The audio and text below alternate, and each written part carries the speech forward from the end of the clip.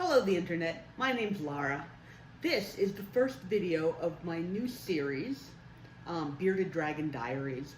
For the most part, I'm intending this channel to kind of be, from the name, a diary of my deciding that I want to get a bearded dragon, what research that I'm doing, how much I'm figuring out the costs of everything. I'm doing all of my planning, my prep work, and then eventually somewhere down the line I'm hoping to actually get a bearded dragon. But I assume that you're here for the same reason that I am, and that is that you like bearded dragons.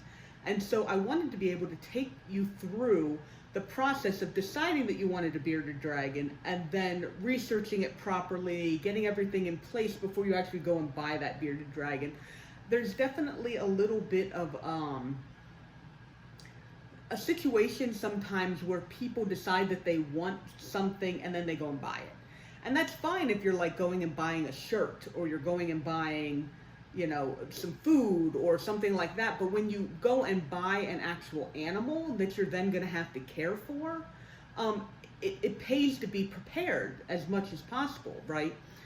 And so that's kind of what I want to show here is me going through this process, and then hopefully that can kind of help you if you have decided that you also wanted a bearded dragon. You can go through the process with me and perhaps get a bearded dragon at some point, or if you already have a bearded dragon and you just want to watch this because you think it might be interesting, that's great too. You might learn some stuff and, we can just have a good time together. And so this first episode is obviously, why a bearded dragon? So I have always been interested in reptiles. I think that snakes are just the cutest thing ever in the world.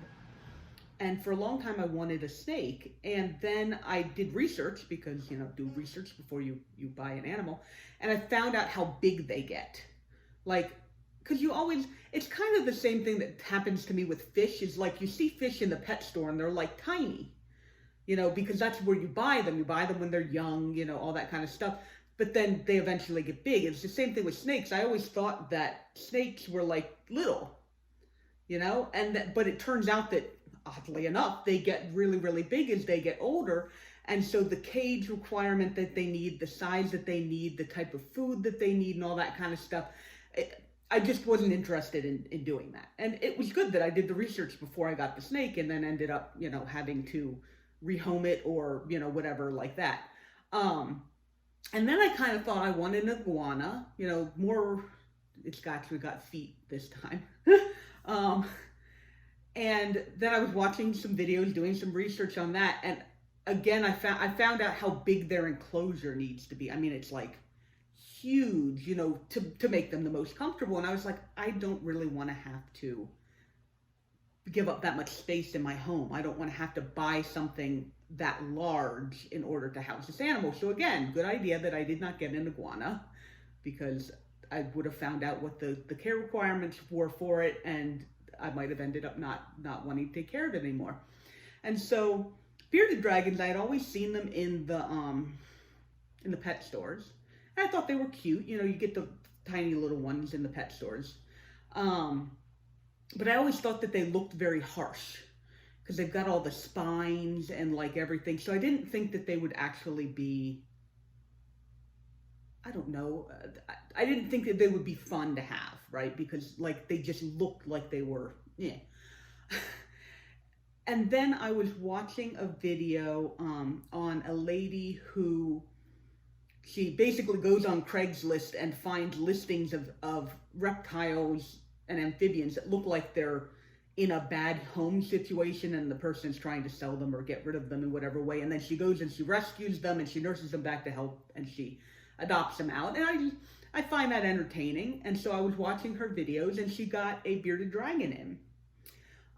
Like the bearded dragon had been in an unfavorable situation, and she brought it home and helped it, get it back to health. And then that one she decided to keep. And so, but what I found out from that, because she goes through, this is the situation it was in, and this is the situation that it should be in. Like, this is how you should take care of it. And I was like, I found out that bearded dragons don't require like a super huge cage. Like when they're an adult, 40 to 50 gallons-ish is basically big enough.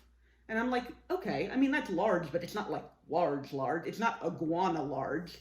Um, and I was like, oh, that's kind of interesting. And then, I saw the size because the one that she rescued was like already an adult. So it was like, the size that an iguana would, or an iguana, the size that a bearded dragon was going to get to.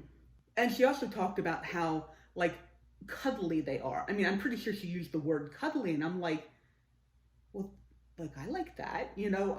I like the look of a reptile, but like, you don't really think of snakes or iguanas as like cuddly. But apparently, bearded lizards are perfectly fine just like laying on you and hanging out with you. And so I was like, maybe I want a bearded dragon.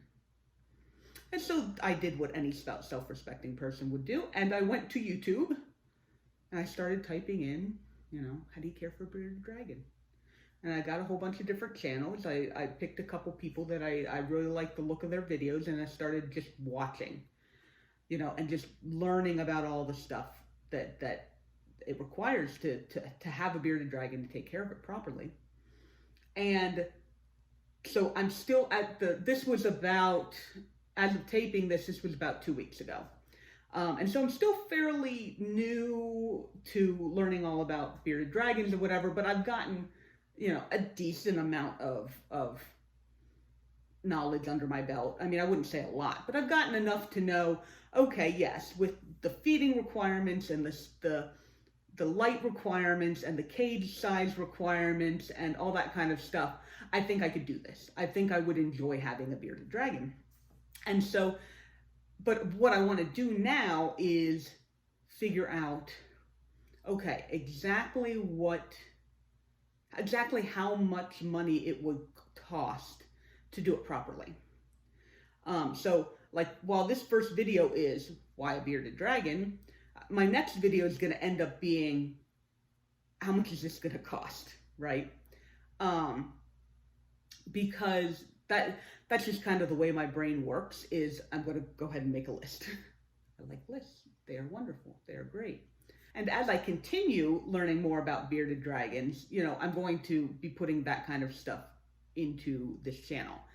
So some of the stuff that I have found out about bearded dragons, of course, starts off with their diet, because that's very, very important. So the small little hatchlings that, you're probably going to buy at a pet store or, whatever, they like their insects a lot.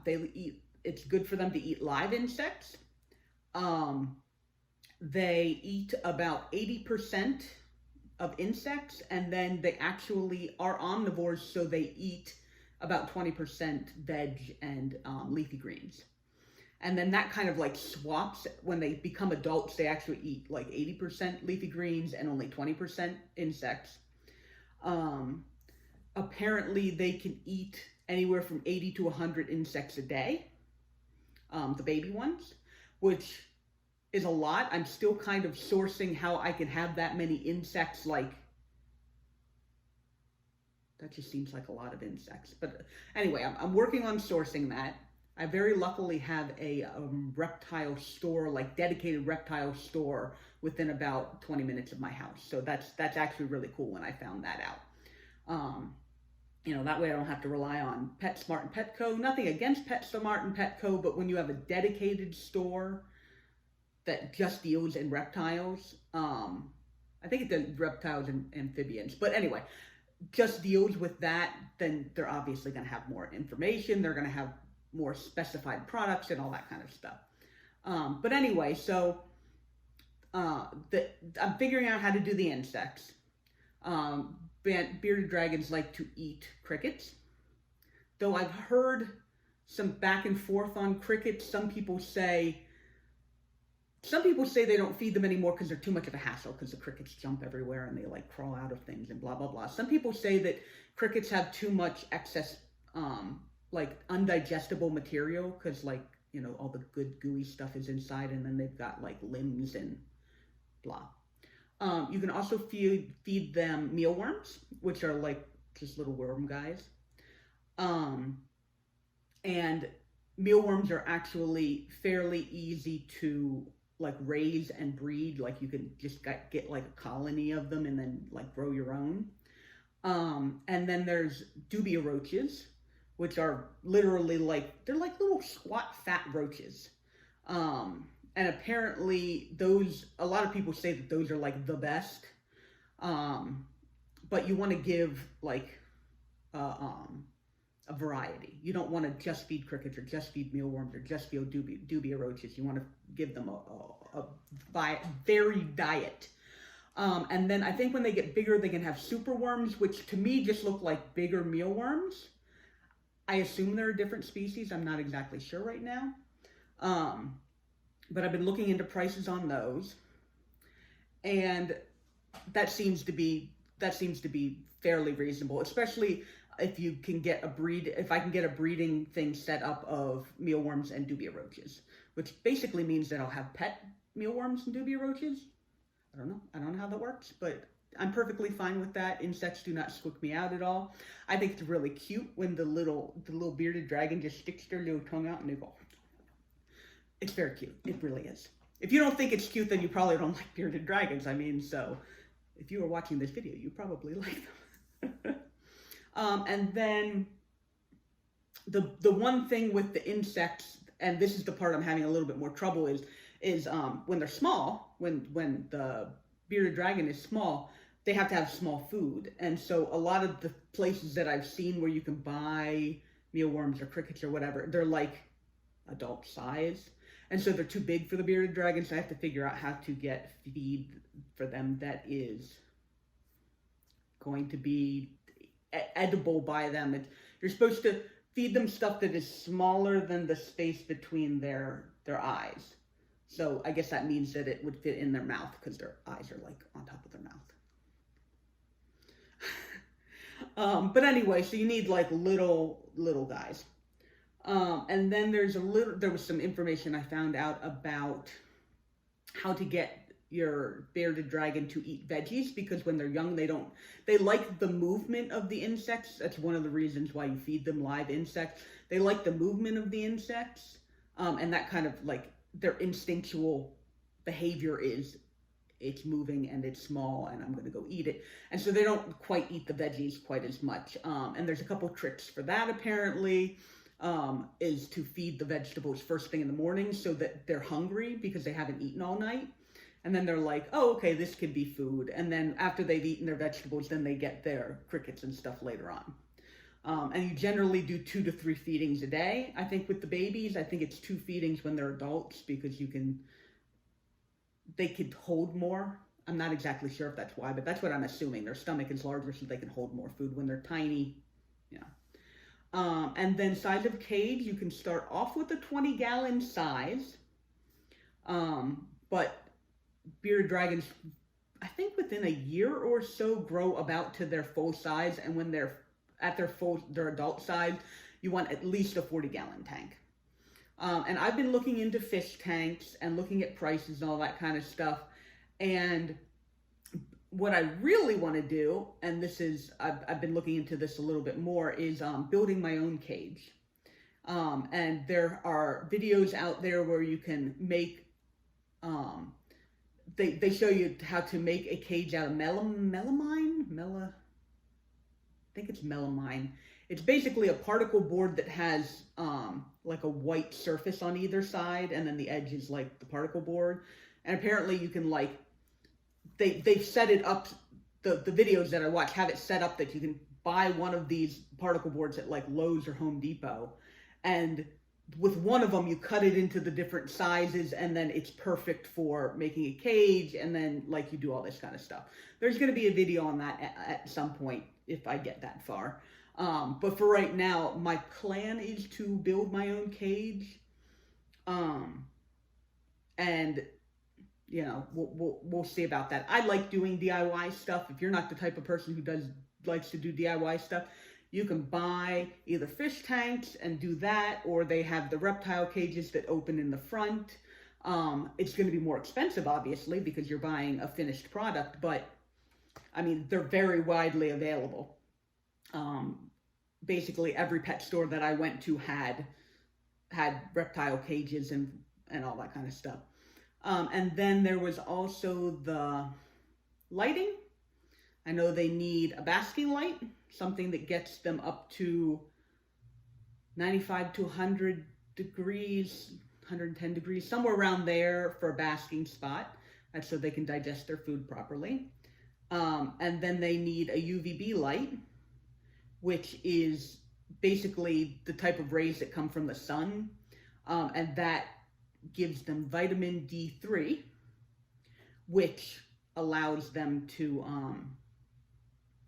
that also helps them digest their food, and it helps their bones stay strong. They can get a disease where their bones apparently like turn to mush or something like that if they don't get enough vitamins. And then that's true. Also with feeding, you also have a calcium supplement and a vitamin supplement that you put on the food that they also eat, and that helps them get enough minerals. So that with the UVB light, it gives them enough of the vitamins and minerals and all that kind of stuff they need in order to stay healthy. So that right now are the very basics. Like that's the most basic stuff you need. You need to know how to feed them, and you need someplace to keep them. I also did go to PetSmart, Petco, and the reptile store that I told you about, which is actually called Revelation Reptiles. It's in Christiansburg, Virginia. I mean, if you're in the area. But anyway, I went to those stores and I was just looking and seeing what kind of products they had. Like I said, I saw the cages. They have like mealworm food and dubia roach food for, I guess, when you're keeping the mealworms and you want to feed those so that they stay alive and eventually breed and all that stuff. And I haven't started pricing any of it very seriously yet, but that's going to be my next step. Hopefully some of the information in this video has been useful for you. And if you're interested in continuing along with me on my journey of bearded dragon discovery, go ahead and subscribe. And then you can stick around and see the next video that comes out, where I'm actually going to start listing all the stuff that I need. And unlike other places, a lot of the places that I see, they don't really talk about all the costs of everything. But I very specifically want to. So if you're interested in seeing like very exactly, because obviously living in different places and all that kind of stuff is going to affect things, and, prices fluctuate and all that kind of stuff. But I'm going to be like, okay, basking bulbs are about X, and buying 100 dubia roaches is about Y, so that you kind of really, by the end of the video, I really want to understand how much it's going to take to set up my bearded dragon and then to feed it, through the first month, 6 months, however much like that. So if that sounds interesting to you, go ahead and subscribe. If you like this video, go ahead and like this video, because, that'll let me know that I'm doing something right. And, if you've got any questions or even suggestions, because like I said, I'm still learning about bearded dragons. If you heard something that I said that you think might not be correct, stick it down in the comments, and then I can look into it, and that way I can learn more, and then that way I'm not giving you guys bad information, because, like I said, I am not an expert. I don't own a bearded dragon. I've basically just been researching, and this is the fruits of my research so far, and I'm going to keep learning. And hopefully you guys will want to keep learning along with me. So thank you very much for spending some of your time with me today. And I'll see you in the next video. All right, bye-bye.